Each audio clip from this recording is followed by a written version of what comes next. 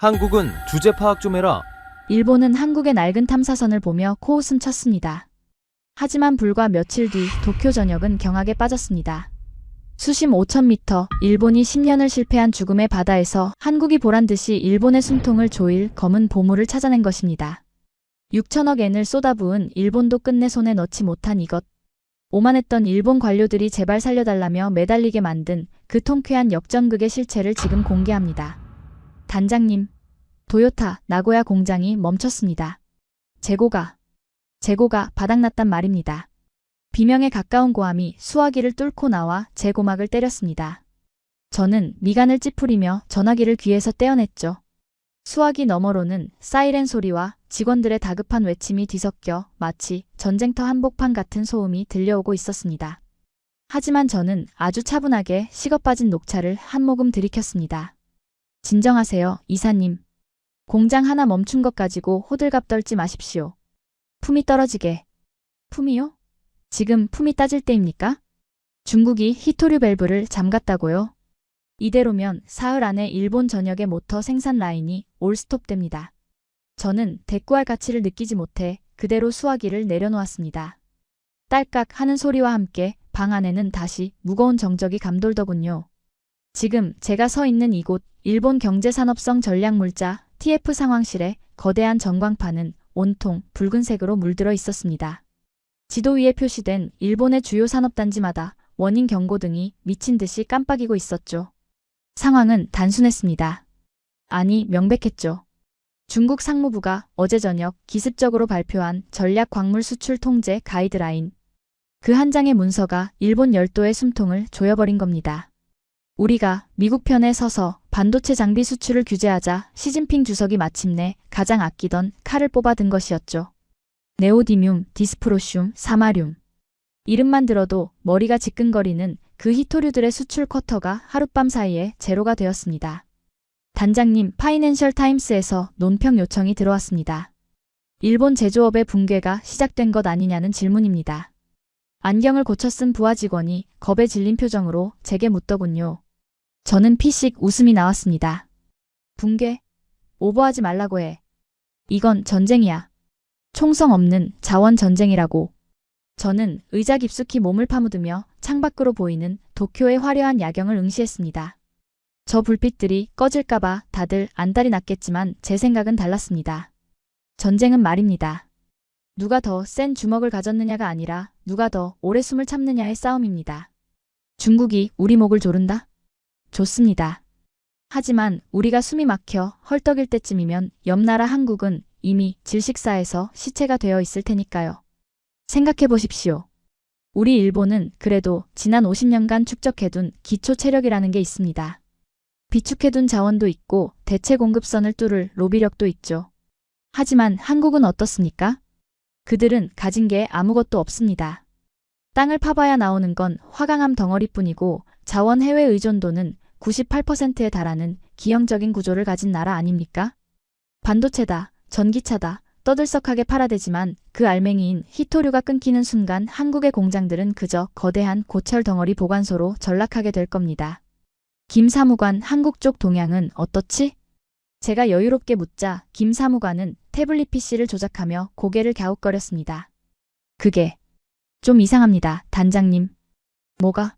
삼성이나 현대차 라인이 멈췄다는 소식 아직 안 떴나? 아니요. 그게 아니라 너무 조용합니다. 한국 정부도 기업들도 공식 논평 하나 없이 침묵하고 있습니다. 마치 미리 알고 대비라도 한 것처럼 말입니다. 저는 책상을 탁 치며 소리내어 웃었습니다. 대비? 꿈 깨라고 해. 놈들이 무슨 수로 대비를 해? 자원도 없는 주제에. 그건 대비가 아니라 공포에 질려 마비된 겁니다. 아니면 현실을 부정하고 있거나. 저는 확신했습니다. 한국은 지금 패닉 상태일 겁니다. 겉으로는 태연한 척하지만 물밑에서는 중국 바짓가랑이를 잡고 살려달라고 빌고 있겠죠.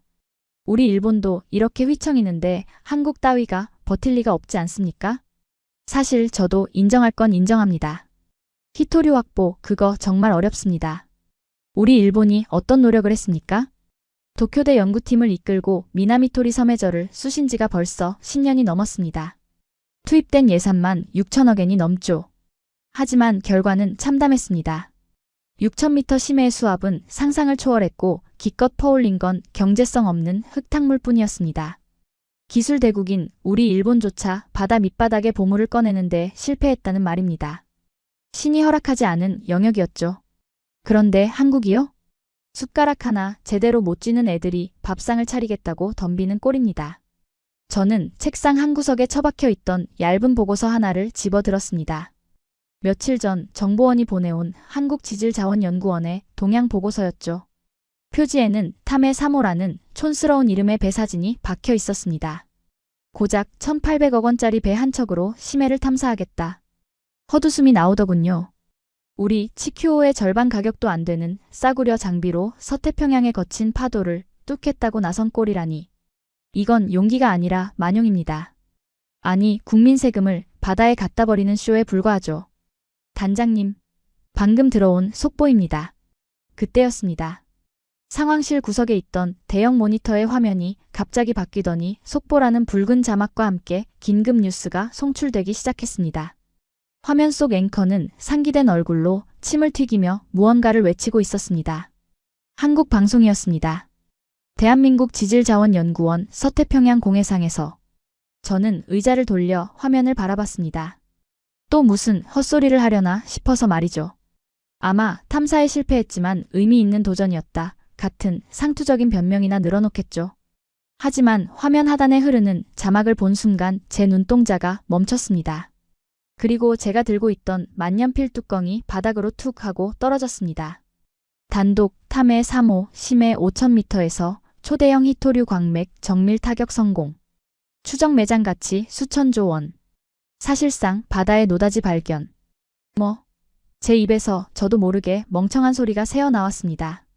화면 속에서는 한국 연구원들이 갑판 위에서 춤을 추고 있었고 그들 뒤로 시커먼 진흙 기둥이 솟구쳐 오르고 있었습니다. 그건 단순한 진흙이 아니었습니다. 우리 일본이 10년을 찾아 헤맸지만 끝내 손에 쥐지 못했던 바로 그 검은 황금이었습니다.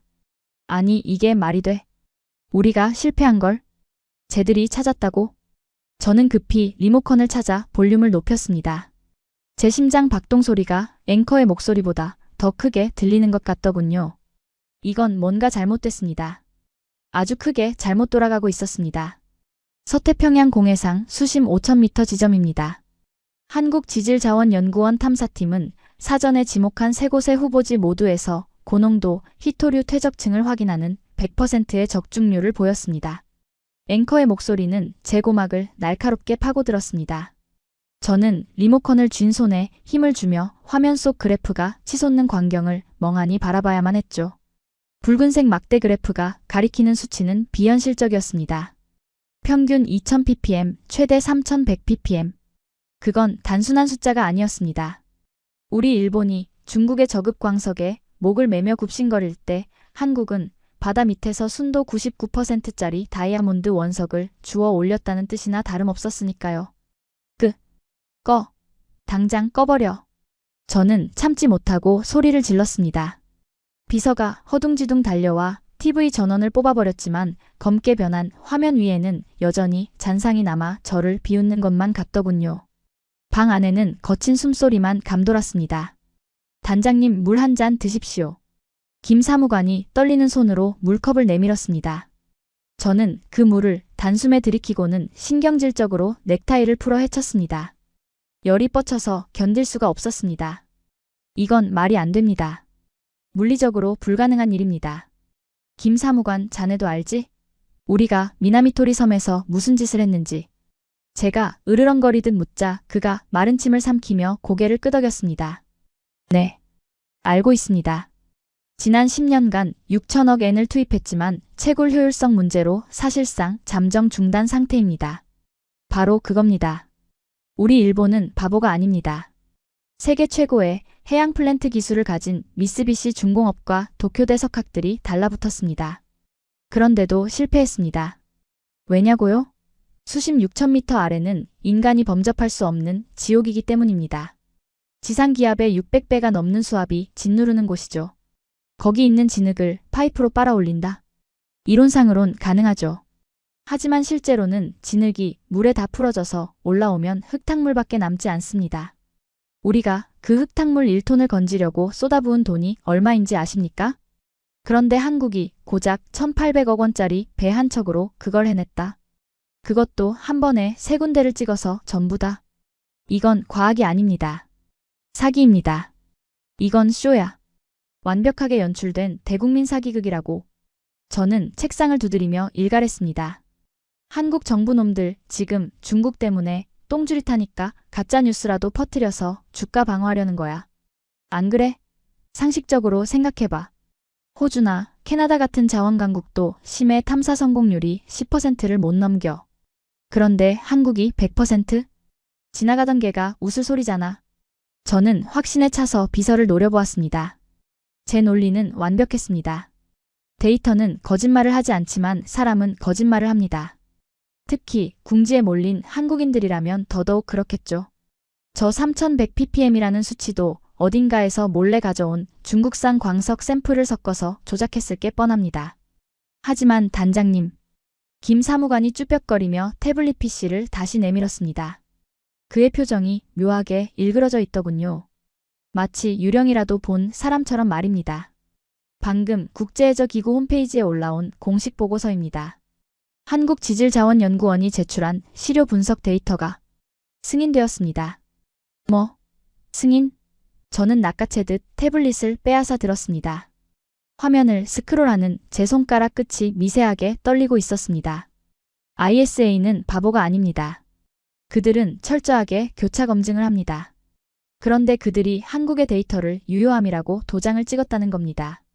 문서의 세부 내용을 훑어내려가던 제 눈이 특정 단어에서 멈췄습니다.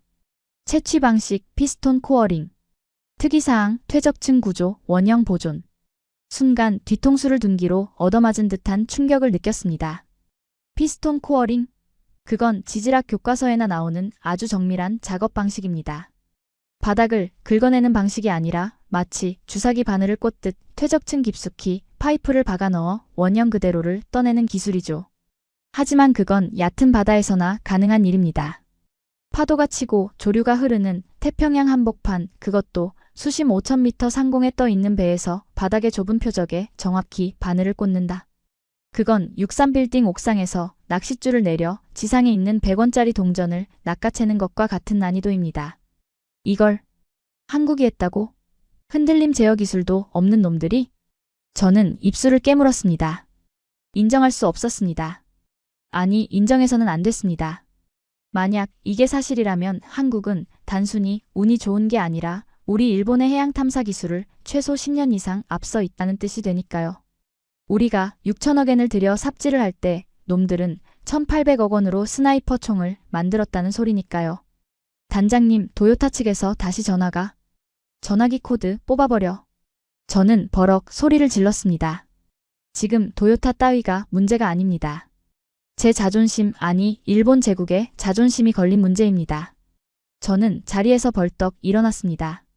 의자가 뒤로 넘어가며 요란한 소리를 냈지만 신경 쓰지 않았습니다. 벽에 걸린 일본 지도와 그 옆에 초라하게 붙어있는 한반도 지도가 눈에 들어오더군요.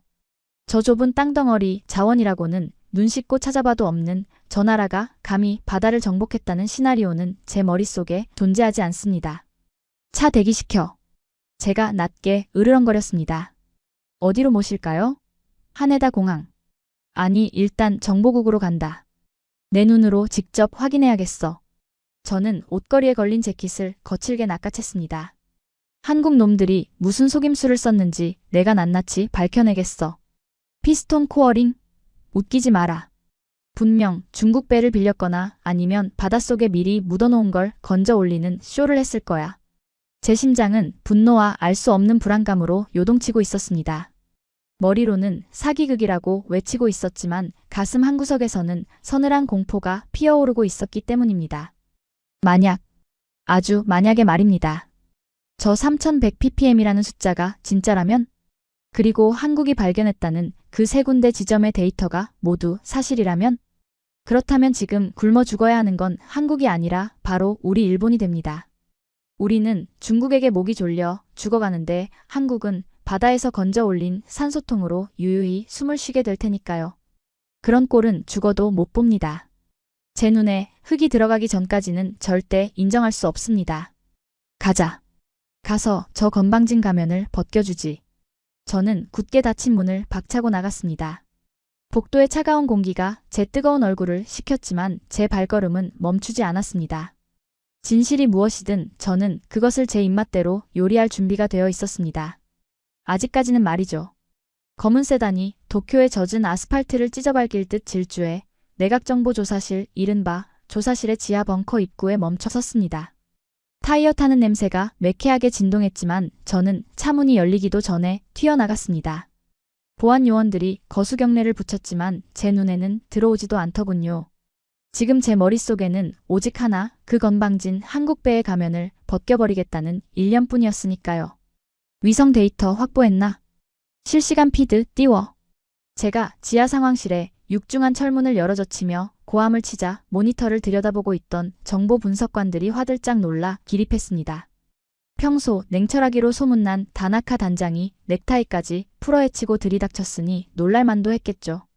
하지만 저는 그들의 시선 따위는 무시하고 중앙 메인 스크린 앞으로 성큼성큼 걸어갔습니다. 좌표 북위 16도, 동경 154도. 한국 탐해 3호의 현재 위치입니다. 분석관이 떨리는 목소리로 보고하며 키보드를 두드렸습니다. 타닥탁. 엔터키 소리와 함께 거대한 스크린에 서태평양의 검푸른 바다가 펼쳐졌습니다. 군사위성 미치비키가 촬영한 초고해상도 영상이었습니다. 저는 팔짱을 끼고 화면을 노려보았습니다. 제 예상은 이랬습니다. 거친 파도에 위태롭게 흔들리는 싸구려 선박가판이를 뛰어다니며 고함을 지르는 미숙한 선원들, 그리고 중국산 장비를 억지로 뜯어고친 조잡한 시추 장비가 삐걱거리는 모습. 그 혼란과 무질서를 포착해서 전 세계 언론에 이것 봐라, 이게 바로 한국의 수준이다 라고 터뜨릴 작정이었습니다. 그런데 말입니다. 화면 속에 나타난 광경은 제 상상을 비웃듯 완전히 달랐습니다. 이게 뭐야? 왜 배가 움직이지 않지? 제가 저도 모르게 중얼거렸습니다. 화면 속 바다는 거칠었습니다. 파고 3m의 너울이 넘실대고 있었죠.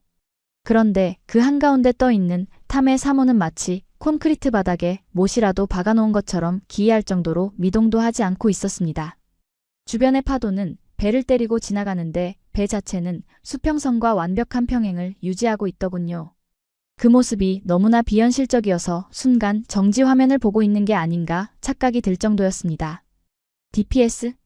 아니, 그 정도가 아닙니다.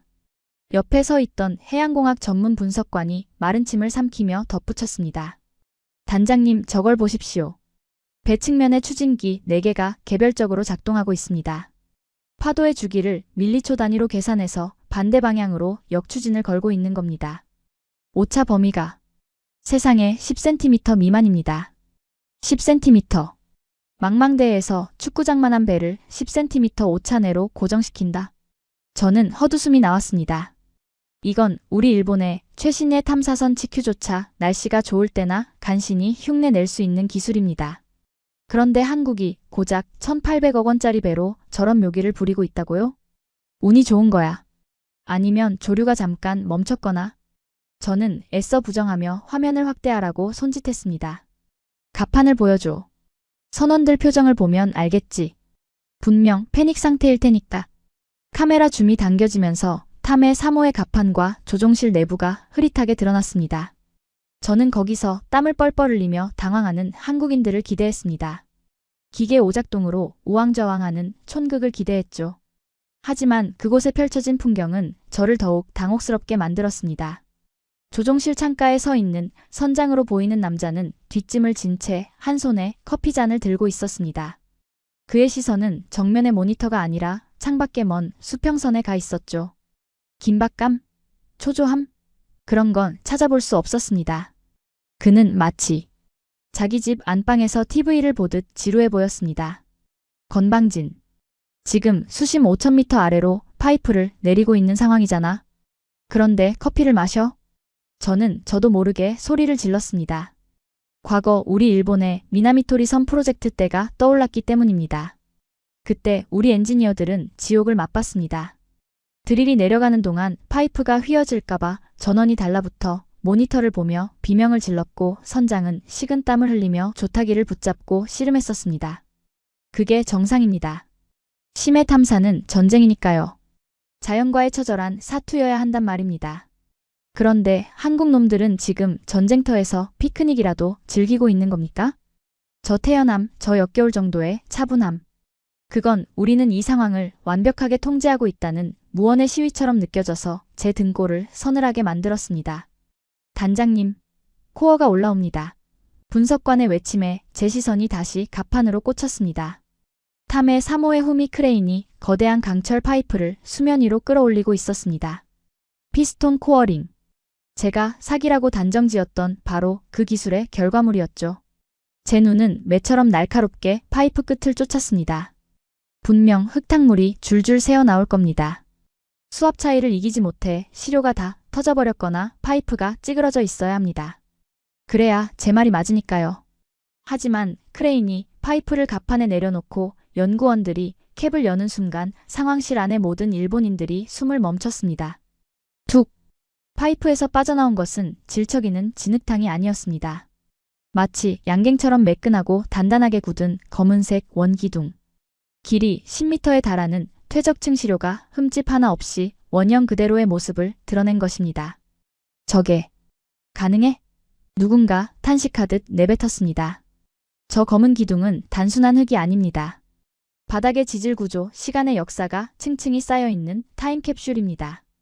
우리가 드릴로 갈아내서 엉망진창으로 만들었던 것과 달리 한국은 마치 외과 수술을 하듯 바다의 살점을 예리하게 도려낸 겁니다. 그것도 아주 우아하고 깨끗하게 말이죠. 확대해. 더 확대해. 제가 쉰 목소리로 명령했습니다. 화면 가득 채워진 검은 흙덩어리. 연구원이 그 위에 휴대용 성분 분석기를 갖다 대는 장면이 포착되었습니다. 위성 해상도의 한계로 분석기의 작은 숫자는 보이지 않았습니다. 하지만 연구원의 반응은 똑똑히 볼 수 있었습니다. 그는 분석기를 확인하고는 옆 동료에게 엄지를 치켜세우지 않았습니다. 환호하지도 않았습니다. 그저 고개를 끄덕이고는 차트에 무심하게 무언가를 적더군요. 당연하다는 듯이. 그 태도가 저를 미치게 만들었습니다. 와, 우리가 해냈어 라는 환희가 아니라 계산대로 나왔군. 다음 지점으로 이동하자는 저 건조한 업무 처리 방식. 그건 도박사의 태도가 아니었습니다. 이미 승패가 정해진 게임을 수행하는 기술자의 태도였습니다. 이건 함정이야. 저는 떨리는 손으로 책상을 짚었습니다. 그래, 함정일 수밖에 없어. 저 배. 겉모습만 한국 배지? 내부는 분명 미국이나 노르웨이 기술진이 타고 있을 거야. 한국 놈들이 독자적으로 저런 시스템을 구축했을 리가 없어. 저는 비틀거리며 뒤로 물러났습니다.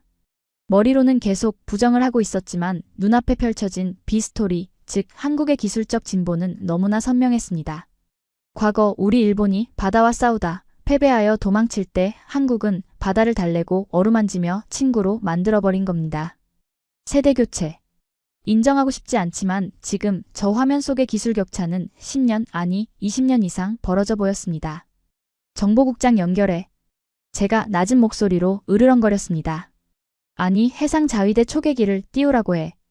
위성사진 따위로는 부족해. 가까이 가서 봐. 놈들이 배밑창에 무슨 짓을 했는지 저 검은 흙 덩어리가 진짜인지 가짜인지 내 눈앞에 가져오란 말이야. 분석관들이 당황하며 서로를 쳐다보았습니다. 공해상에 있는 타국 민간 탐사선에 군용기를 접근시키는 건 명백한 외교적 도발이었으니까요. 단장님, 그건 국제법 위반 소지가. 지금 법 따질 때야? 일본이 죽느냐 사느냐가 걸린 문제라고. 저는 책상 위에 놓인 전화기를 집어 던질 듯이 내려놓았습니다. 공포였습니다. 단순히 자원을 뺏겼다는 상실감이 아니었습니다. 우리가 깔보고 무시했던 추격자가 어느새 우리가 닿을 수 없는 미래에 먼저 도착해 있다는 사실이 주는 원초적인 공포. 그 고요하고 완벽한 탐의 3호의 모습은 시끄럽게 떠들던 저를 그리고 우리 일본을 가장 비참한 방식으로 조롱하고 있었습니다. 가짜여야 해. 제발. 가짜여야 한다고. 하지만 제 간절한 바람과 달리 화면 속 탐의 3호는 닻을 올리고 다음 목표 지점을 향해 아주 부드럽게 미끄러져 나아가고 있었습니다. 마치 이 바다의 주인은 원래 자신이었다는 듯이 말입니다. P1 초계기 현장 도착 30초 전. 타겟과의 거리 5마일. 스피커를 통해 들려오는 조종사의 목소리는 건조했지만 벙커 안의 공기는 폭발 직전의 가스실처럼 위태로웠습니다. 저는 대형 스크린 바로 앞까지 걸어가 팔짱을 낀 채 화면을 노려보았습니다. 제 눈은 먹잇감을 찾는 맹수처럼 번들거리고 있었을 겁니다. 아니, 그렇게 믿고 싶었습니다. 사실은 공포를 감추기 위한 과장된 몸짓이었을지도 모르지만요. 보여줘. 놈들이 바다에 무슨 짓을 하고 있는지. 제가 낮은 목소리로 뇌까리자 화면이 지직거리더니 곧 선명한 적외선 영상으로 전환되었습니다. 구름 사이를 뚫고 내려다본 탐의 3호의 모습은 위성 사진보다 훨씬 더 압도적이더군요.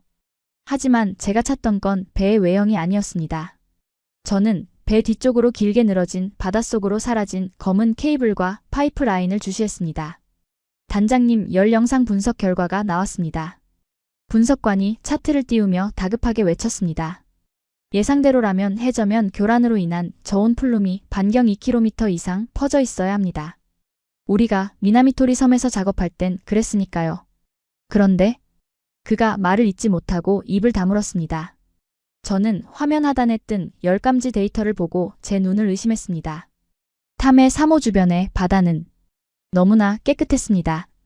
오염물질 확산 범위 0. 해수 온도 변화 감지 불가. 마치 바다에 빨대를 꽂고 조용히 내용물만 빨아먹는 것처럼 그 어떤 흔적도 남기지 않고 있었습니다. 이건 말이 안 돼. 스텔스 채굴이라도 한다는 거야? 물리적으로 불가능해. 제가 소리쳤습니다. 흙을 파내면 흙탕물이 일어나는 건 자연의 섭리입니다. 우리 일본이 10년을 고생한 이유도 그 흙탕물을 제어하지 못해서 환경단체에게 공격받고 채산성이 떨어졌기 때문 아닙니까? 그런데 한국은 물리 법칙을 무시하고 있다고요? 해킹해. 탐의 3호가 본부로 쏘는 데이터를 낚아채. 저는 이성을 잃고 명령했습니다. 암호화되어 있을 겁니다. 뚫어. 저 배가 지금 바닥에서 뭘 보고 있는지 그날 것의 데이터를 내 눈앞에 가져오란 말이야.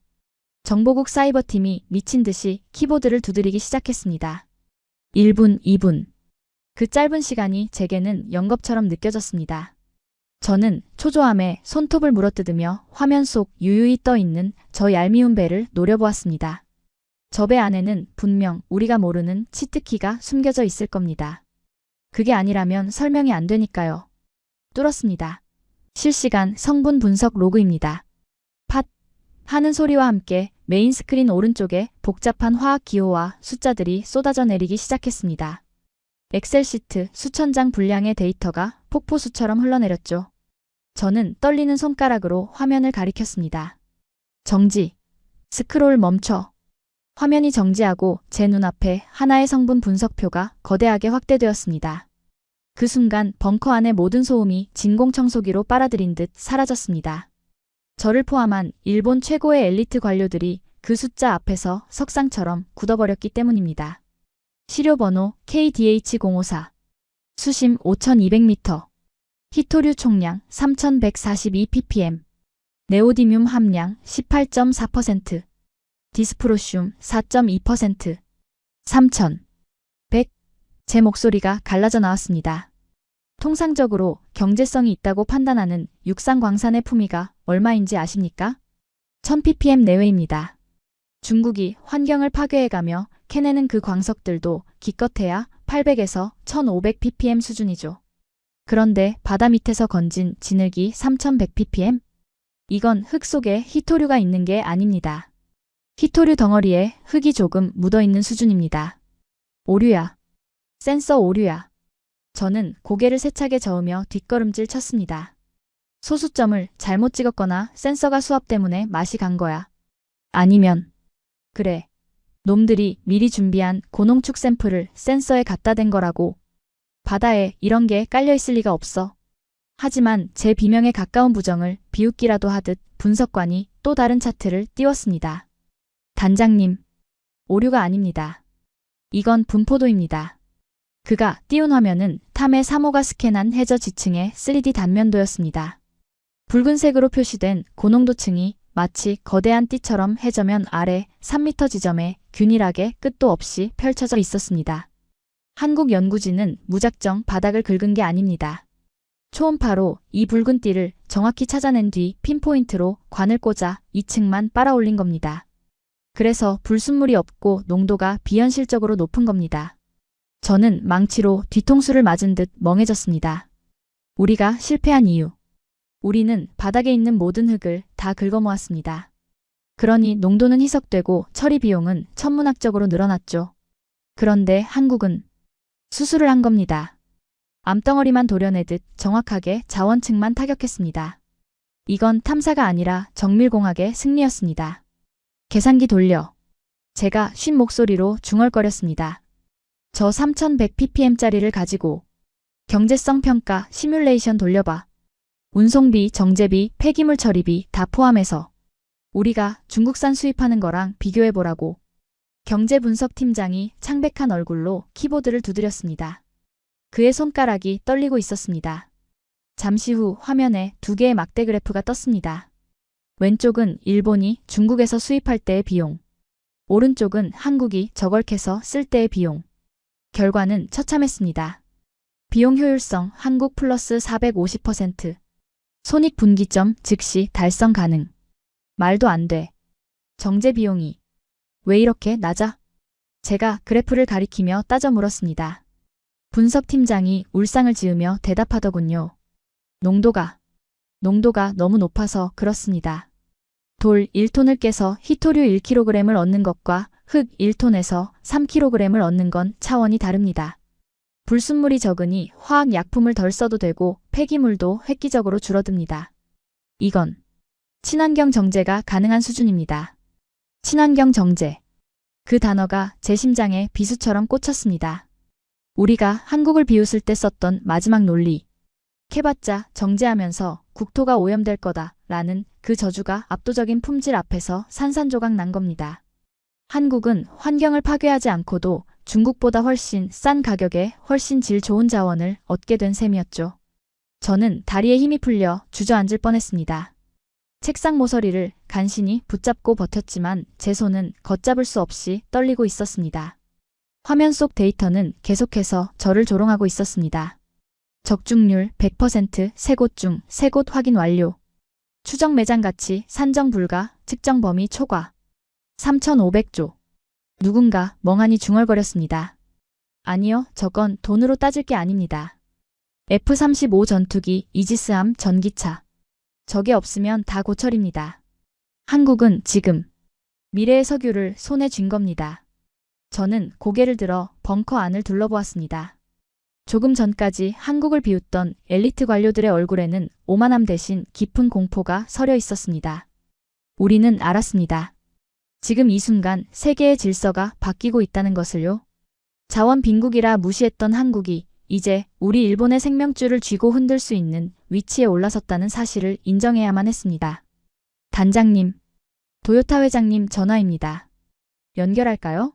비서가 겁에 질린 채 수화기를 들고 있었습니다. 저는 그 전화기를 바라보며 헛웃음을 터뜨렸습니다. 받아서 뭐라고 할까? 회장님, 우리는 망했습니다. 한국한테 가서 흙 좀 나눠달라고 구걸하십시오. 라고 할까? 저는 전화기를 낚아채 바닥에 내동댕이 쳤습니다. 플라스틱 파편이 사방으로 튀었지만 아무도 움직이지 않았습니다. 제 자존심은 박살났고 제 논리는 붕괴되었습니다. 하지만 더 무서운 건 이게 끝이 아니라는 예감이었습니다. 탐의 3호가 캐낸 저 검은 흙 덩어리는 시작에 불과했습니다. 한국이 준비한 진짜 지옥은 아직 베일도 벗지 않았다는 사실을 그때 저는 미처 모르고 있었으니까요. 화면 속 탐의 3호의 태극기가 유난히 선명하게 보였습니다. 그 펄럭임이 마치 제 뺨을 후려치는 것 같아서 저는 눈을 감아버릴 수밖에 없었습니다. 눈을 감아도 잔상은 사라지지 않았습니다. 망막에 화인처럼 새겨진 3142ppm이라는 숫자와 거대한 태극기를 펄럭이며 대양을 가르는 탐의 3호의 모습. 그것은 단순한 패배가 아니었습니다. 일본이라는 거함이 침몰하고 있다는 명백한 사망 진단서였죠. 단장님, 아직 보셔야 할 게 하나 더 남았습니다. 구석에 서 있던 수석정보분석관 사토가 유령 같은 목소리로 속삭였습니다. 그는 제가 바닥에 내동댕이 친 전화기 파편을 피해 두툼한 검은색 가죽 파일 하나를 제 책상 위에 조심스럽게 올려놓더군요. 표지에는 1급 기밀 K방산 공급망 심층 분석이라는 붉은색 스탬프가 찍혀 있었습니다. 치워. 더 이상 뭘 봐. 한국이 자원을 찾았다는 거? 이제 다 알잖아. 제가 힘없이 손을 휘저었지만 사토는 물러서지 않았습니다. 아니요. 이건 자원 이야기가 아닙니다. 한국이 자원을 어떻게 쓰느냐에 대한, 아니 어떻게 안 쓰느냐에 대한 보고서입니다. 어떻게 안 쓰느냐? 그 기묘한 말장난 같은 문장이 제 호기심을 아니 불길함을 자극했습니다. 저는 떨리는 손으로 파일의 첫 장을 넘겼습니다. 그리고 그 순간 저는 깨달았습니다. 방금 전 제가 느꼈던 공포는 예고편에 불과했다는 사실을 말입니다. 보고서 첫 페이지에는 미사일의 조종 날개를 움직이는 핵심 부품 핀 액추에이터의 설계도면이 실려 있었습니다. 그 아래에는 제가 그토록 믿었던 전략 물자 사마륨 코발트 자석에 대한 분석 데이터가 나열되어 있었죠. 단장님도 아시지 않습니까? 사마륨 코발트는 고온과 고압을 견뎌야 하는 유도무기의 심장입니다. 토마호크 미사일, F-35 전투기, 그리고 우리 자위대의 12식 지대함 유도탄까지. 이게 없으면 미사일은 날아가지 못합니다. 사토의 설명은 정확했습니다. 바로 그 점 때문에 우리가 안심했던 겁니다. 사마륨의 원료는 90% 이상 중국이 쥐고 있고 가공 기술조차 중국이 독점하고 있으니까요.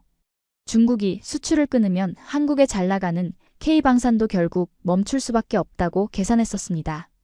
자원을 캐낸다 해도 정제하고 자석으로 가공하는 데는 수년이 걸릴 테니까요. 그런데 말입니다. 한국의 설계도면 옆에 적힌 붉은색 코멘트가 제 숨통을 끊어놓았습니다. 한국형 신형 유도무기 사마륨 사용량 35% 감축, 설계 완료. 대체 기술, 고효율 비히토류, 하이브리드 모터 실증 성공. 이게 무슨 소리야? 히토류를 줄였다고? 제가 쉰 목소리로 묻자 사토가 침통한 표정으로 고개를 끄덕였습니다. 네. 놈들은 자원을 찾기 전부터 이미 자원이 없을 때를 대비하고 있었습니다. 해외 설계 대비 히토류 사용량을 30% 이상 줄이는 독자적인 구동 구조를 개발했고 심지어 레이더 전력 모듈에서는 대체 자석을 사용하는 실험까지 끝마쳤습니다. 순간 현기증이 일어 책상을 짚어야 했습니다. 이건 반칙입니다. 아니, 이건 완벽한 기만 전술입니다. 우리는 한국이 자원 빈국이라며 비웃고 있을 때 그들은 보이지 않는 곳에서 두 개의 칼을 갈고 있었던 겁니다. 하나는 바다에서 자원을 캐내는 공급의 칼. 다른 하나는 자원 없이도 무기를 만드는 기술의 칼. 중국이 자원을 무기화해서 공격하면 한국은 상관없어, 우린 바다에서 캐면 돼 라고 받아칩니다. 만약 채굴이 늦어지면 괜찮아, 우린 기술로 사용량을 줄였으니까 비축분으로 버틸 수 있어 라고 비웃습니다. 이중방어막. 아니, 불치망모. 한국은 그 어떤 시나리오에서도 살아남을 수 있는 완벽한 생존 구조를 완성해 놓은 상태였습니다. 하. 저는 미친 사람처럼 웃음을 터뜨렸습니다. 반면 우리 일본은 어떻습니까? 중국이 히토류를 끊자마자 공장이 멈췄습니다. 대체 기술? 그런 건 없습니다. 우린 지난 30년간 돈 주면 사오면 그만이라며 기술 개발을 등한시하고 효율성만 따져가며 중국의 모든 공정을 넘겨줬으니까요. 결국 우리는 자원도 없고 기술도 없는 벌거벗은 임금님이었던 겁니다. 단장님, 결단을 내리셔야 합니다. 사토가 비장한 표정으로 저를 재촉했습니다. 지금이라도 총리 관저에 보고해서 한국과의 협상 채널을 열어야 합니다. 자존심이고 뭐고 따질 때가 아닙니다. 한국이 쥔 저 공급망에 숟가락이라도 얹지 않으면 일본 방위산업은 괴멸합니다. 맞는 말입니다. 제가 할 수 있는 유일한 선택이었습니다. 저는 떨리는 손으로 내선 전화기를 집어들었습니다. 수화기 너머로 들려오는 신호음이 마치 제 심박수처럼 빠르게 느껴지더군요. 딸깍. 경제산업성 대신 비서실입니다. 다나카입니다. 긴급사항입니다. 대신을 바꿔주십시오. 지금 당장 한국 정부에 특사를 보내야 합니다. 우리가 졌습니다. 협조 요청을 하지 않으면. 다나카 단장. 비서실장의 목소리는 차갑다 못해 얼음장 같았습니다. 그는 제 말을 툭 끊어버리더군요. 지금 막 강요회의가 끝났네. 자네 전화를 기다리고 있었지. 그렇습니까? 그럼 빨리 보고를. 보고는 필요 없네. 자네에 대한 처분이 먼저이니까. 네. 저는 제 귀를 의심했습니다. 처분이라니요? 자네 지난 10년간 미나미토리 섬 프로젝트에 6천억 엔을 쏟아부었지? 그 결과가 뭔가? 흙탕물뿐이었어. 그런데 한국은 1,800억 원으로 성공했더군. 이 막대한 예산 낭비와 무능에 대해 누군가는 책임을 져야 하지 않겠나? 등골이 서늘해졌습니다. 이건 토사구팽. 그들은 지금 끓어오르는 국민들의 분노와 경제 붕괴의 책임을 뒤집어 씌울 희생양이 필요한 겁니다. 그리고 오만하게 한국은 별거 아니다 라고 큰 소리쳤던 제가 그 재단에 바쳐질 가장 완벽한 재물이었습니다. 자, 장관님, 제 말 좀 들어보십시오. 이건 제 잘못이 아닙니다. 한국 놈들이 비상식적으로 경비병, 비서실장의 외침과 함께 벙커의 철문이 거칠게 열렸습니다. 검은 양복을 입은 공안 경찰들이 들이닥쳤습니다. 다나카 켄지, 국가공무원법 위반 및 직무유기 혐의로 긴급 체포합니다. 동행하시죠. 제 손목에 차가운 수갑이 채워지는 느낌은 끔찍할 정도로 생경했습니다. 저는 발버둥 쳤습니다. 이건 음모야. 내가 누군지 알아? 내가 없으면 이 사태를 누가 수습해? 한국의 데이터를 분석한 건 나라고. 하지만 공안들은 저를 짐짝처럼 끌고 나갔습니다. 벙커 안에 있던 부하 직원들, 방금 전까지 제 눈치를 보던 그 엘리트 관료들은 누구 하나 저와 눈을 마주치려 하지 않았습니다. 그들은 황급히 고개를 숙이거나 다른 모니터를 보는 척하며 저를 외면했죠. 그들의 침묵은 저에게 이렇게 말하고 있는 것 같았습니다. 당신은 실패했어. 그리고 우린 살아야겠어. 복도로 끌려나가는 제 눈에 열려있던 상황실 문틈으로 메인 스크린이 보였습니다. 여전히 탐의 3호의 화면이 띄워져 있었습니다. 화면 속 한국의 바다는 평온했습니다. 하지만 제가 서 있는 이곳 일본의 심장부는 아수라장이었습니다. 우리는 한국을 비웃었습니다. 가진 것도 없이 기술 하나로 버티는 독한 놈들이라고 조롱했죠. 하지만 오늘 알았습니다. 그 도끼가, 그 철저한 준비가 결국 우리를 집어삼키는 거대한 해일이 되어 돌아왔다는 것을요. 노우란 말이야. 내가 틀렸을 리 없어. 제 절규는 차가운 지하복도의 벽에 부딪혀 메아리 쳤습니다. 하지만 그 메아리는 공허했습니다. 이미 권력의 중심에서 밀려난 저는 한국이 쏘아 올린 그 거대한 진실 앞에서 아무것도 할 수 없는 초라한 패배자로 전락해 있었습니다. 엘리베이터 문이 닫히는 순간 저는 보았습니다. 사토 분석관이 제가 보던 블랙파일 한국의 대체기술 보고서를 파쇄기에 넣고 갈아버리는 모습을. 일본 정부는 인정하기 싫은 겁니다. 자신들의 무능을 증명하는 저 뼈아픈 증거를 덮어버리고 그저 저라는 개인의 일탈로 몰아가려는 속셈이겠죠. 하지만 진실은 사라지지 않습니다. 제 손목을 조여오는 수갑보다 더 아프게 제 가슴을 짓누르는 하나의 문장이 머릿속을 맴돌았습니다. 우리는 바다를 잃었고 기술을 잃었고 이제는 미래마저 잃었다. 엘리베이터가 지상으로 올라가는 동안 저는 난생 처음으로 기도했습니다. 차라리 이 모든 게 꿈이기를. 눈을 뜨면 다시 한국을 비웃을 수 있었던 그 오만하고 행복했던 어제로 돌아갈 수 있기를. 하지만 1층 로비에 도착해 쏟아지는 카메라 플래시 세례를 받는 순간 저는 깨달았습니다. 이 지옥은 현실이고 한국은 이제 우리의 위에 서 있다는 것을. 이름 다나카 켄지. 직업 전 경제산업성 전략물자 TF 단장. 맞습니까? 취조실의 공기는 서늘하다 못해 비릿했습니다. 제 맞은편에 앉은 특수부 검사는 마치 죽은 생선을 다루듯 건조한 눈빛으로 저를 내려다보고 있었죠. 제 손목을 짓누르는 수갑의 차가운 감촉보다 저 젊은 검사의 경멸 어린 시선이 더 뼈아프게 다가오더군요. 묵비권 행사하지 마십시오. 당신 하나 입 다문다고 덮어질 일이 아닙니다. 검사가 두툼한 서류 뭉치를 책상 위에 던졌습니다. 탁 하는 소리가 좁은 방 안을 울렸습니다. 미나미토리 섬 프로젝트 예산 유용 그리고 한국 탐사 데이터 조작 지시. 이거 당신이 단독으로 결정한 거 맞죠? 윗선 지시 없었고. 저는 기가 차서 헛웃음이 나왔습니다. 단독? 6천억 엔짜리 프로젝트를 일개 단장이 혼자 결정해? 자네는 그게 말이 된다고 생각하나? 말이 되게 만드는 게 내 일입니다. 검사는 볼펜을 딱딱거리며 말을 잘랐습니다. 국민들은 분노하고 있습니다. 누군가는 십자가를 져야 하고 당신네 내각은 당신을 지목했습니다. 억울해하지 마세요.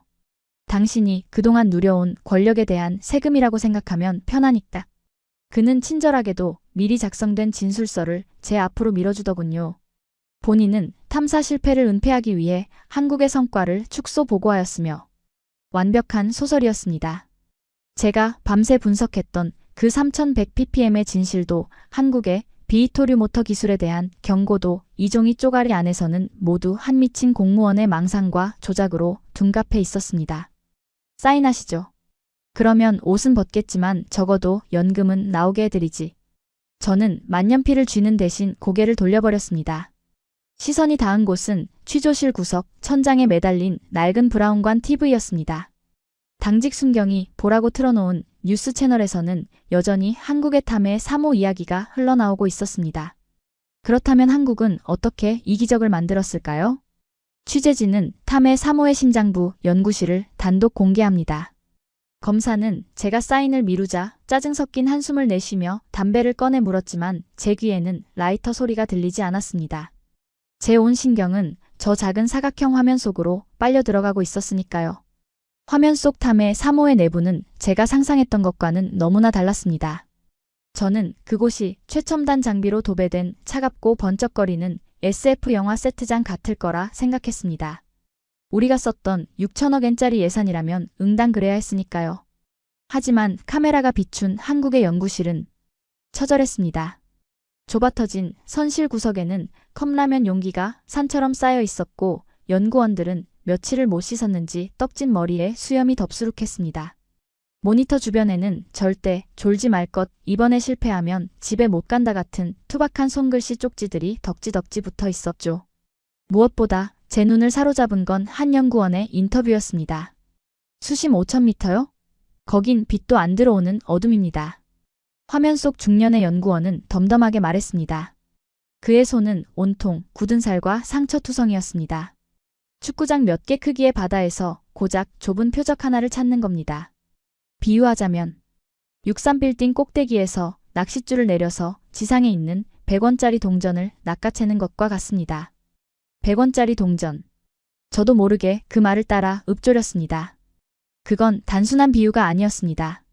그들이 감당해야 했던 확률과의 싸움, 그 막막함을 보여주는 단어였죠. 자료 화면은 20년 전으로 거슬러 올라갔습니다. 한국의 초기 탐사선들이 거친 파도에 휘청거리는 영상이 나왔습니다. 장비가 변변치 않아 연구원들이 직접 밧줄을 몸에 감고 갑판으로 뛰어드는 모습, 녹슨 파이프를 닫고 조이며 밤을 새우는 모습들. 나레이션이 이어졌습니다. 자원 빈국의 서름. 한국지질자원연구원팀은 지난 30년간 실패를 밥 먹듯이 했습니다. 하지만 그들은 포기하는 대신 그 실패를 데이터로 만들었습니다. 남들이 바다에서 휴양을 즐길 때 그들은 바다 밑바닥을 훑으며 지질 족보를 만들었습니다. 순간 가슴 한구석이 묵직하게 내려앉았습니다. 실패를 데이터로 만들었다. 그 한 문장이 제 오만함을 산산조각 냈습니다. 우리 일본은 어땠습니까? 미나미토리 섬에서 실패했을 때 우리는 데이터를 폐기했습니다. 부끄러우니까요. 책임지기 싫으니까요. 심해는 돈이 안 돼. 그렇게 결론 내리고 편하게 중국산 자원을 사쓰는 길을 택했습니다. 우리가 돈으로 편안함을 살 때 한국은 그 거친 바다 위에서 피와 땀으로 미래를 사고 있었던 겁니다. 한국 놈들. 독하네. 정말 독해. 앞에 앉은 검사가 TV를 힐끔거리며 비아냥거렸습니다. 저 흙탕물 뒤집어 쓰면서 뭐 하는 짓입니까? 그냥 사다 쓰면 되지. 저러니 한국이 선진국 소리를 못 듣는 겁니다. 안 그렇습니까, 다나카 씨? 그의 경멸 어린 말투가 제 귓가를 때리는 순간 제 안에서 무언가가 툭 하고 끊어졌습니다.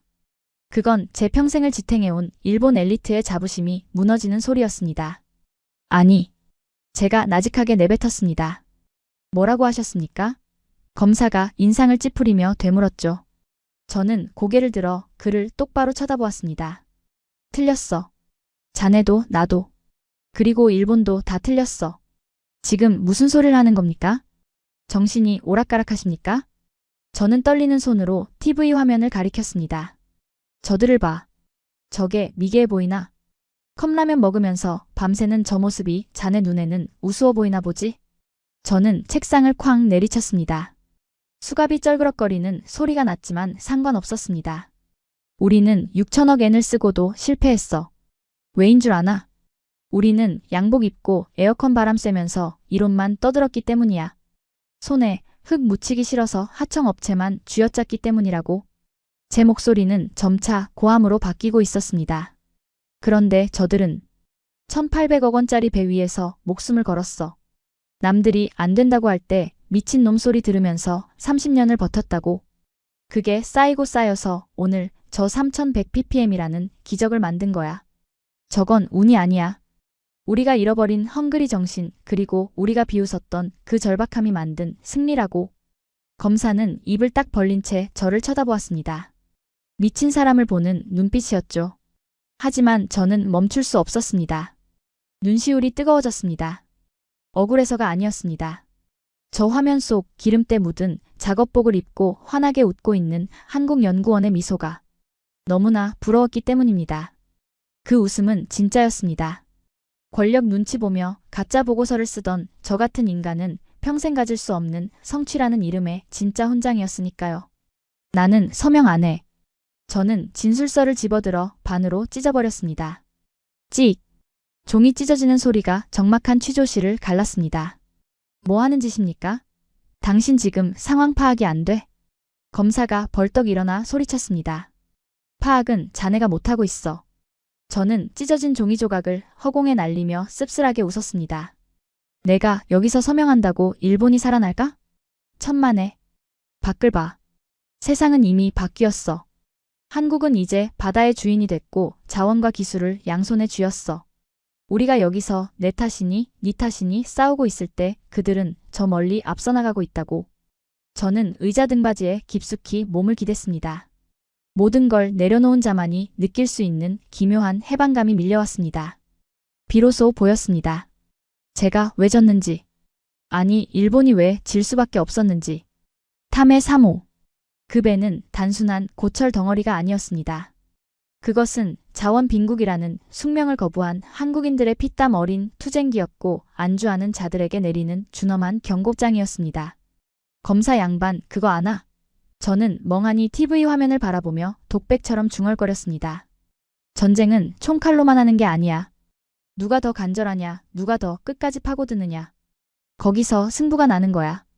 그리고 이번 전쟁에서 우리는 완벽하게 졌어. 저들의 저 더러운 작업복이 자네가 입은 그 비싼 양복보다 훨씬 더 위대하다는 걸. 이제야 알겠구만.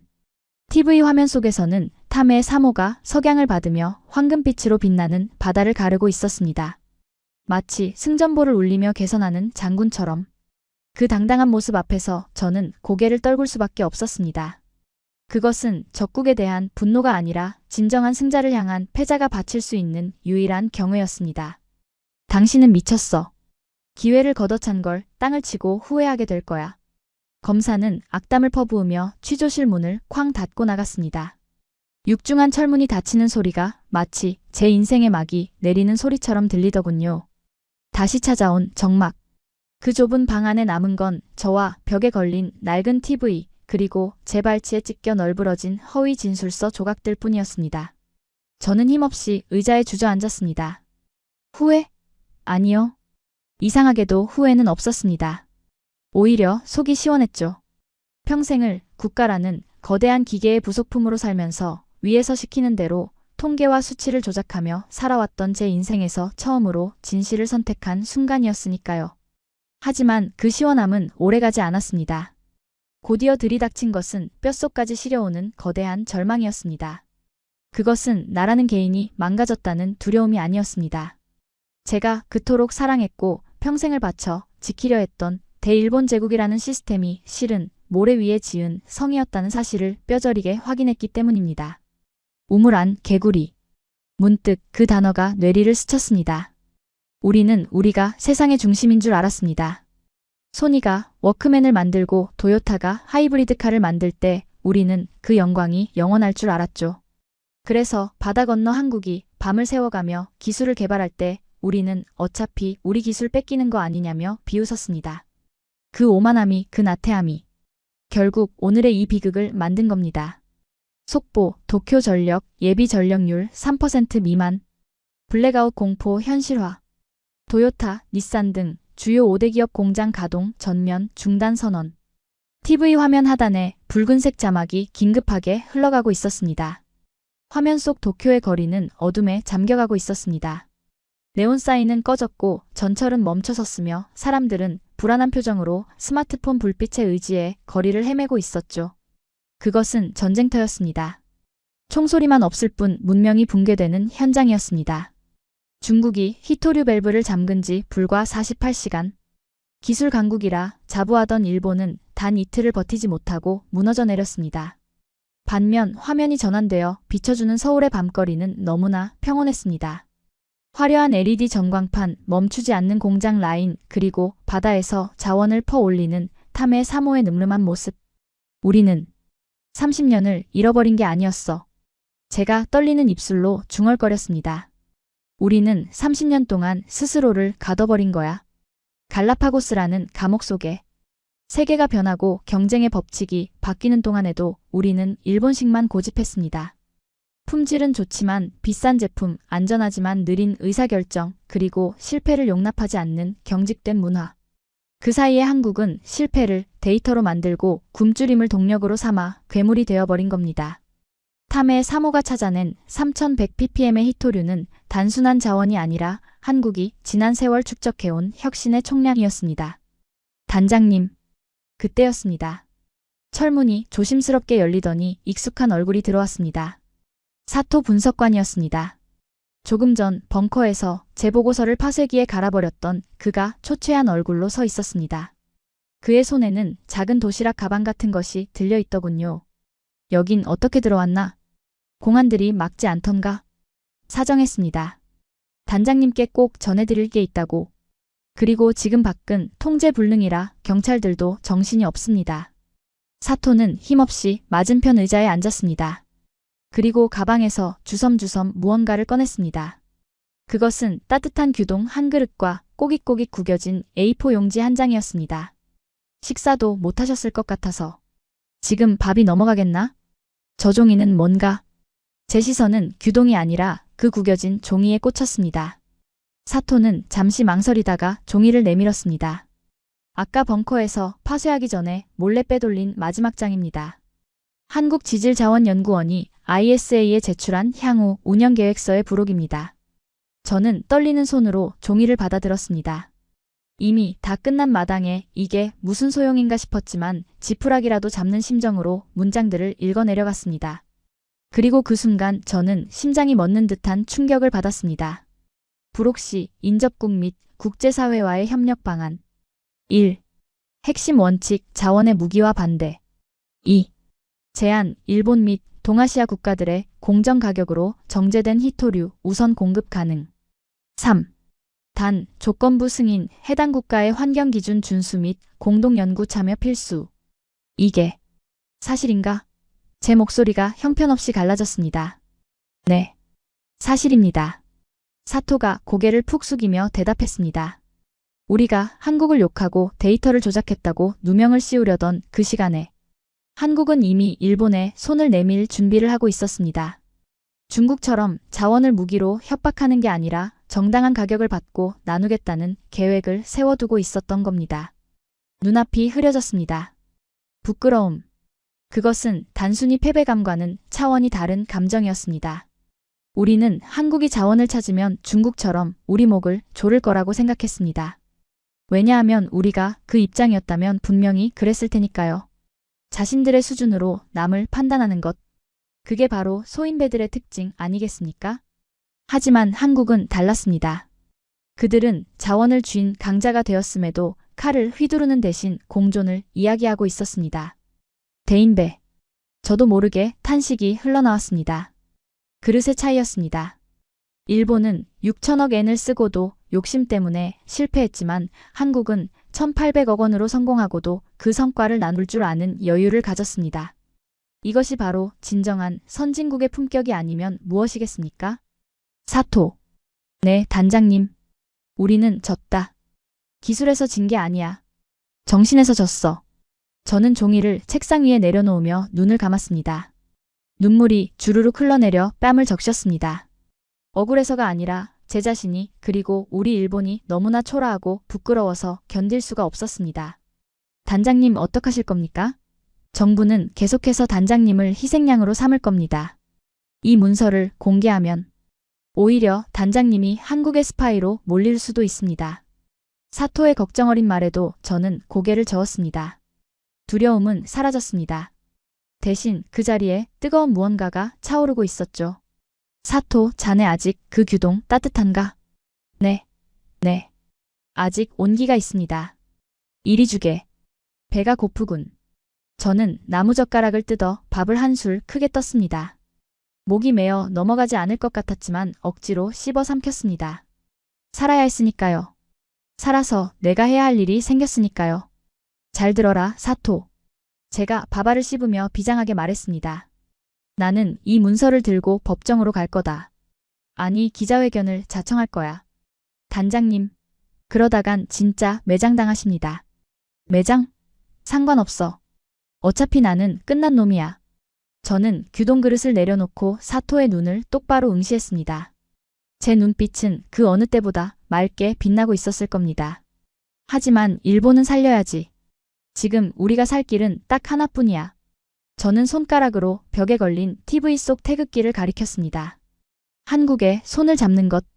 자존심 다 버리고 무릎 꿇고 빌어서라도 저들이 내민 손을 잡아야 해. 그러려면 누군가는 진실을 말해야 한다. 한국이 사기를 친 게 아니라 우리가 무능했다는 걸. 그리고 한국은 우리를 죽이려는 게 아니라 살릴 수 있는 유일한 동아줄이라는 걸. 사토의 눈시울이 붉어졌습니다. 그는 제 뜻을 알아차린 듯 입술을 깨물며 고개를 끄덕였습니다. 알겠습니다. 제가 돕겠습니다. 원본 데이터 백업해둔 게 있습니다. 고맙다. 저는 남은 밥을 싹싹 긁어먹었습니다. 뱃속이 든든해지니 머릿속도 맑아지더군요. 지금까지 저는 일본의 이익을 위해 거짓말을 해왔습니다. 하지만 이제는 일본의 생존을 위해 진실을 말할 차례입니다. 비록 그 진실이 대한민국 만세를 외쳐야 하는 굴욕적인 것일지라도 말입니다. 철창 밖으로 보이는 좁은 창문 너머 도쿄의 밤하늘은 여전히 어두웠습니다. 하지만 제 눈에는 보였습니다. 바다 건너 동쪽에서 불어오는 탐의 3호가 일으킨 거대한 변화의 바람이. 그 바람은 낡고 부패한 일본을 부수고 새로운 질서를 가져올 것입니다. 그리고 저는 그 폭풍의 한가운데로 기꺼이 걸어 들어갈 준비를 마쳤습니다. 간수, 여기 검사 다시 불러. 제가 고함을 쳤습니다. 할 말이 있다. 네 발로 걸어나가서 전 국민 앞에서 이 모든 쇼의 전말을 밝히겠다고 전해. 제 목소리는 유치장 복도를 쩌렁쩌렁 울렸습니다. 그것은 패배자의 비명이 아니라 각성한 자의 포효였습니다. 이제 진짜 쇼는 시작될 겁니다. 오만한 일본이 무너지고 위대한 한국 앞에 고개를 숙이는 역사적인 순간이 말입니다. 검사, 내 말 안 들려? 전 국민 앞에서 자백하겠다고. 제고함에 검사가 다시 철창 앞으로 다가왔습니다. 그의 얼굴에는 비릿한 미소가 번지더군요. 아마 속으로 쾌재를 불렀을 겁니다. 골치 아픈 스캔들을 미친 공무원의 개인 일탈로 마무리 지을 수 있는 완벽한 시나리오가 제 발로 걸어 들어왔으니까요. 좋습니다. 다나카 씨. 그 잘난 애국심 마지막으로 발휘해 보시죠. 대신 대본에서 한 글자라도 벗어나면 당신 가족들 연금까지 싹 다 압류될 줄 아십시오. 그렇게 저는 도쿄경시청 대강당에 마련된 긴급 기자회견장에 섰습니다. 수백 개의 카메라 플래시가 기관총처럼 터지며 제 시야를 하얗게 불태웠습니다. 단상 아래에는 내신, 외신할 것 없이 구름대처럼 몰려든 기자들이 먹잇감을 노리는 하이에나처럼 눈을 번들거리고 있었고, 그 뒤편 상석에는 관방장관과 비서실장이 팔짱을 낀 채 오만한 표정으로 저를 내려다보고 있었습니다. 그들의 눈빛은 명확했습니다. 어서 지져라. 네가 모든 걸 망쳤다고. 그리고 죽어라. 저는 마이크 앞에 섰습니다. 삐 하는 하울링 소리가 장내를 갈랐습니다. 숨이 막힐 듯한 정적. 저는 천천히 아주 천천히 입을 열었습니다. 존경하는 국민 여러분. 전 경제산업성 전략물자 TF 단장 다나카 켄지입니다. 제 목소리는 떨리지 않았습니다. 오히려 차분하게 가라앉아 있었죠.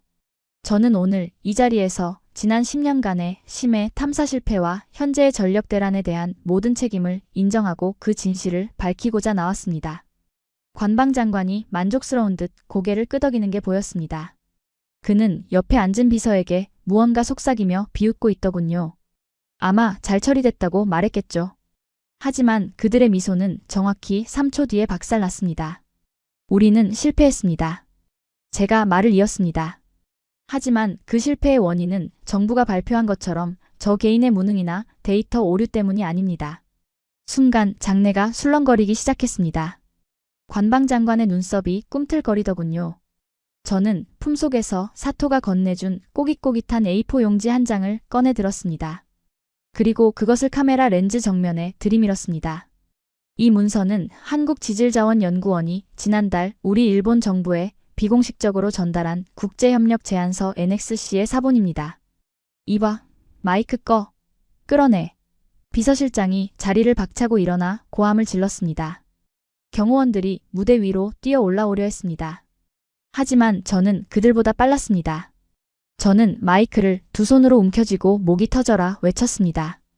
건드리지 마. 국민들은 알 권리가 있어. 수백 대의 카메라가 저를 찍고 있는 상황. 경호원들도 섣불리 저를 제압하지 못하고 주춤거렸습니다. 생중계되고 있었으니까요. 그 틈을 타 저는 문서의 내용을 낭독하기 시작했습니다. 이것은 단순한 폭로가 아니었습니다. 일본 정부의 심장에 꽂는 논리적 사형 선고였습니다. 이 문서 제4조 2항을 보십시오. 대한민국은 인도주의적 차원에서 에너지 위기를 겪는 인접국가에 탐해 3호가 채굴한 히토류를 국제 시세의 80% 수준인 공정 가격으로 우선 공급할 의사가 있다. 장내는 물을 끼얹은 듯 조용해졌습니다. 셔터 소리마저 멈췄습니다. 오직 제 목소리만이 쩌렁쩌렁하게 울려 퍼졌습니다. 들리십니까? 한국은 우리를 돕겠다고 했습니다. 중국이 밸브를 잠갔을 때 우리에게 구원의 손길을 내민 건 미국도 유럽도 아닌 바로 한국이었습니다. 그런데 우리 정부는 어떻게 했습니까? 저는 손가락으로 사색이 된 관방장관을 가리켰습니다. 당신들은 이 제안서를 파쇄기에 갈아버렸어. 왜? 한국의 도움을 받는 게 자존심 상하니까? 감히 조센징 따위가 우리를 돕는다니 말도 안 된다며 국민들이 암흑 속에서 공포에 떨고 있는 이 순간에도 당신들은 알량한 자존심만 챙기고 있었다고. 그만. 저놈은 미쳤어. 저건 위조된 문서야. 관방장관이 핏대를 세우며 발악했습니다. 얼굴이 불그락푸르락해진 꼴이 가관이더군요. 하지만 저는 멈추지 않았습니다. 이제 팩트의 두 번째 탄환 기술적 체크메이트를 날릴 차례였습니다. 위조? 그렇다면 이건 어떻게 설명할 겁니까? 저는 또 다른 문서를 꺼내 들었습니다. 제가 밤새 분석했던 한국의 비히토류 모터 기술 데이터였습니다. 당신들은 한국이 운 좋게 자원을 찾았을 뿐이라고 선전했지. 하지만 여기 있는 데이터를 봐. 한국은 자원만 찾은 게 아니야. 히토류 없이 돌아가는 모터, 사마듐 없이 날아가는 미사일을 이미 개발해서 실전 배치까지 끝냈어. 이건 국제특허기구에 정식 등록된 기술이야. 검색 한 번이면 나오는 이 명백한 사실을 당신들은 왜 국민들에게 숨겼나? 저는 기자석을 향해 물었습니다. 기자 여러분, 지금 스마트폰을 켜서 확인해 보십시오. 우리가 기술 선진국이라고 자위하고 있을 때 한국은 이미 우리 머리 꼭대기 위에 서 있었습니다. 우리는 중국한테 목이 졸려 죽어가는데 한국은 중국이 없어도 사는 세상을 만들어버렸단 말입니다. 기자들의 타자 소리가 미친 듯이 들려오기 시작했습니다. 여기저기서 탄식이 터져나왔습니다. 진짜다. WIPO에 등록되어 있어. 관방장관은 다리에 힘이 풀렸는지 의자에 주저앉았습니다. 그의 정치 생명이 끝나는 순간이었습니다. 이것은 반박 불가능한 팩트 폭격이었습니다. 감정에 호소하는 게 아니라 숫자와 조항 그리고 법적 증거로 상대를 완벽하게 압살하는 것. 그것이 바로 제가 배운 그리고 이제는 한국에게 배운 싸움의 방식이었습니다. 여러분, 저는 숨을 고르며 톤을 낮췄습니다. 분노를 토해낸 자리에 깊은 허탈감과 진심 어린 호소가 채워졌습니다. 저는 죄인입니다. 6천억 엔을 허공에 날리고도 1800억 원으로 성공한 한국을 시기하고 질투했습니다. 하지만 더 큰 죄는 우리가 틀렸다는 걸 인정하지 않은 것입니다. 우리는 갈라파고스였습니다. 섬나라라는 좁은 우물에 갇혀 바깥 세상이 얼마나 무섭게 변하는지, 한국이 얼마나 치열하게 칼을 갈았는지 보려고 하지 않았습니다. 저는 잠시 눈을 감았습니다. TV 화면 속에서 봤던 굳은 살 박힌 손으로 컵라면을 먹던 한국연구원의 얼굴이 떠올랐습니다. 한국의 승리는 기적이 아닙니다. 그것은 30년 동안 포기하지 않은 자들에게 주어진 정당한 보상입니다. 우리가 돈으로 편안함을 살 때 그들은 고통으로 미래를 샀습니다. 그러니 인정하십시오. 저는 카메라를 정면으로 응시했습니다. 이 방송을 보고 있을 일본 전역의 국민들, 그리고 어딘가에서 저를 보고 있을 한국인들에게 전하는 마지막 메시지였습니다. 우리는 졌습니다. 완벽하게 그리고 처참하게 졌습니다. 이제 우리가 살 길은 하나뿐입니다. 오만함을 버리고 한국에게 고개를 숙이십시오. 그들이 내민 손을 잡고 그들의 기술을 배우고 그들의 자원을 정당한 대가로 사오는 것. 그것만이 암흑에 빠진 이 나라를 다시 밝힐 수 있는 유일한 길입니다. 연행에 비서실장의 비명과 함께 경찰들이 들이닥쳤습니다. 제 양팔이 억센 손에 잡혀 꺾였습니다. 마이크가 바닥에 떨어지며 날카로운 소음을 냈습니다. 하지만 저는 저항하지 않았습니다. 할 말은 다 했으니까요. 끌려나가는 제 등 뒤로 기자들의 플래시 세례가 폭죽처럼 터졌습니다. 그것은 범죄자를 향한 비난이 아니라 진실을 밝힌 내부 고발자를 향한 경의의 빛이었습니다. 회견장을 빠져나가기 직전 저는 뒤를 돌아보았습니다. 단상 위에는 주저앉아 떨고 있는 관방장관과 그를 둘러싸고 질문 세례를 퍼붓는 기자들이 엉켜 아수라장이 되어 있었습니다. 거대한 일본 제국의 시스템이 종이 한 장, 한국의 진심이 담긴 그 문서 한 장에 의해 와르르 무너져 내리는 광경이었습니다. 보고 있나, 한국? 저는 마음속으로 중얼거렸습니다. 당신들이 옳았어. 당신들이 만든 그 파도가 결국 이고인 물을 뒤집어 엎었군. 경찰차에 밀어넣어진 저는 창밖으로 보이는 도쿄의 풍경을 바라보았습니다. 여전히 도시는 어둠에 잠겨 있었습니다. 하지만 저는 알고 있었습니다. 내일 아침이면 이 나라는 바뀌어 있을 겁니다. 제 폭로로 인해 일본 정부는 더 이상 한국의 제안을 거절할 명분이 사라졌으니까요. 결국 한국의 배, 탐해 3호가 실어 나를 그 히토류가 일본의 공장을 다시 돌리게 될 겁니다. 대한민국, 한때 식민지였고 전쟁의 폐허였으며 자원 하나 없는 불모지라 무시했던 나라. 하지만 이제는 우리의 생명줄을 쥐고 있는 범접할 수 없는 거인. 저는 시트 깊숙이 몸을 파묻으며 쓴웃음을 지었습니다. 수갑찬 손목이 욱신거렸지만 기분은 나쁘지 않았습니다. 역사의 수레바퀴가 돌아가는 소리를 제 귀로 똑똑히 들었으니까요. 바퀴의 축은 이제 도쿄가 아니라 서울로 옮겨갔습니다. 그리고 그 흐름은 그 누구도 심지어 신이라 해도 되돌릴 수 없을 겁니다. 도착했다. 내려. 경찰차의 시동이 꺼지는 소리와 함께 앞좌석에 앉은 형사가 퉁명스럽게 내뱉었습니다. 차문이 열리자 도쿄의 차가운 새벽 공기가 확 밀려들어 오더군요. 밤새 기자회견장에서 소리를 질러대서인지 폐부 깊숙이 들어오는 그 공기가 유난히 시리게 느껴졌습니다. 저는 수갑찬 손으로 옷매무새를 다듬으며 차에서 내렸습니다. 눈앞에는 다시 돌아온 유치장의 높은 회색 벽이 가로막고 있었습니다. 몇 시간 전만 해도 저는 이곳을 지옥이라 생각했습니다. 하지만 지금은 다릅니다. 이 벽 안에서 제가 해야 할 일, 아니 제가 지켜봐야 할 역사가 무엇인지 명확해졌기 때문입니다. 잠깐 저거 소리 좀 키워주게. 유치장 입구 안내실에 켜져 있는 라디오에서 다급한 속보가 흘러나오고 있었습니다. 형사는 귀찮다는 표정을 지으면서도 내용이 심상치 않은지 볼륨을 높여주더군요. 긴급 뉴스입니다. 일본 정부는 금일 오전 9시를 기해 한국 정부의 전략적 자원 협력을 위한 특사 파견을 공식 요청했습니다. 관방장관은 사임 의사를 밝혔으며 총리는 한국의 제안을 겸허히 수용하겠다는 대국민 담화를 발표 중입니다. 형사가 헛바람을 들이키며 저를 쳐다보았습니다. 그의 눈동자가 심하게 흔들리고 있었습니다. 당신 말이 진짜였어? 정부가 항복한 거야? 진짜로? 저는 대답 대신 엷은 미소를 지어 보였습니다. 항복.